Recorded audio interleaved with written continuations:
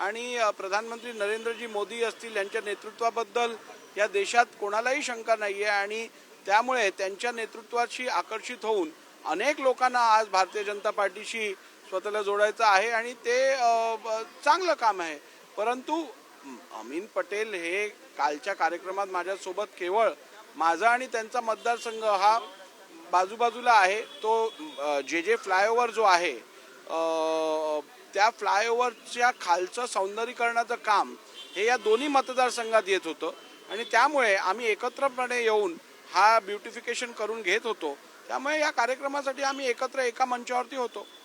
राहुलजी, तुमच्यावर वारंवार एक आरोप केला जातो की तुम्ही सर्व पक्ष फिरून आलेला आहात आणि आता त्या पक्षाची भूमिका घेऊन तुम्ही हा सगळा निकाल वगैरे देतात। नाही, कसं आहे, मी आपल्याला आत्ताच सांगितलं की निर्णय प्रक्रियेवरती दबाव टाकण्यासाठी हेतुपुरस्पर असे अनवॉरंटेड किंवा कुठच्याही प्रकारचं ह्या वादाशी कुठचाही संबंध नसलेल्या गोष्टी वारंवार बोलल्या जात होत्या। परंतु मी आपल्याला सांगितलं यापूर्वी, जर का माझा निर्णय चुकीचा असेल किंवा कोणाच्या प्रभावाशाली खाली घेतलेला असेल तर त्यांनी दाखवून द्यावं माझ्या निर्णयात काय नेमकं चुकलंय।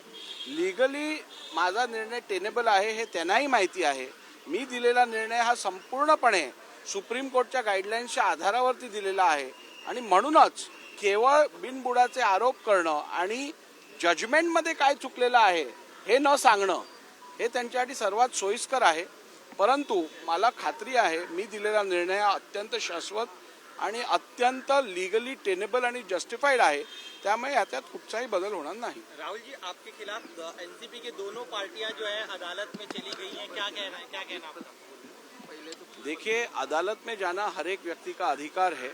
यदि किसी को किसी ऑर्डर से वो असंतुष्ट है, उसे यदि लगता है कि उसका फंडामेंटल राइट इससे अफेक्ट हुआ है तो वो अदालत जा सकता है। उस पर ना मैं रोक डाल सकता हूँ ना आप डाल सकते हो।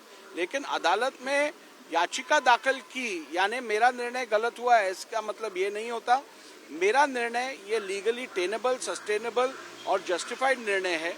ये निर्णय मैंने संविधान में जो प्राविधान है उनके आधार पर, जो विधानसभा के इस विषय के नियम है उनके आधार पर, मेरे सामने जो एविडेंस रखा गया था उसके आधार पर लिया गया निर्णय है।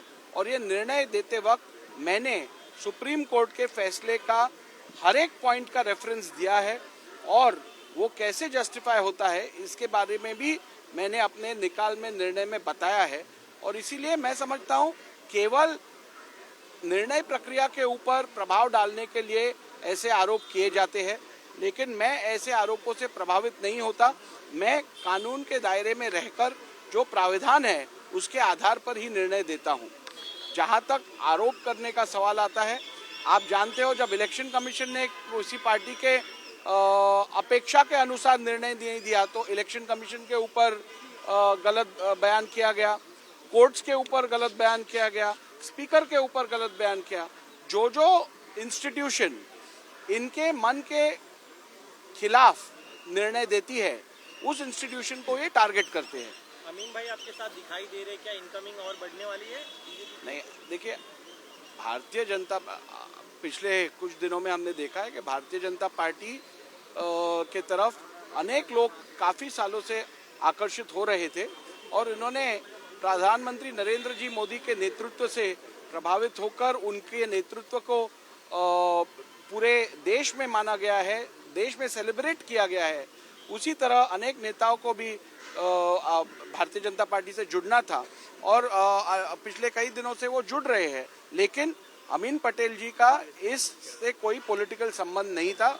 मेरे साथ वो एक मंच पे थे क्योंकि हमारे दोनों की कंस्टिट्यूएंसी से जो जे फ्लाईओवर जाता है उसके नीचे के गार्डन स्पेस को ब्यूटिफाई करने का प्रोजेक्ट कल हमने उसका आरंभ किया और क्योंकि वो दोनों के विधानसभा क्षेत्र से जुड़ा हुआ था इसलिए वो मेरे साथ एक मंच पे थे। इसका कोई भी राजनीतिक संबंध नहीं है। तर आपण पाहिलं राहुल नार्वेकर यांनी म्हटलेलं आहे माझ्या निर्णयात नेमकं काय चुकलं असा सवाल त्यांनी केलेला आहे। तर मी दिलेला निर्णय हा नियमांना धरूनच असल्याचं शिवसेना आणि राष्ट्रवादी बद्दल जो निकाल त्यांनी दिला त्याबद्दल बोलताना त्यांनी म्हटलं।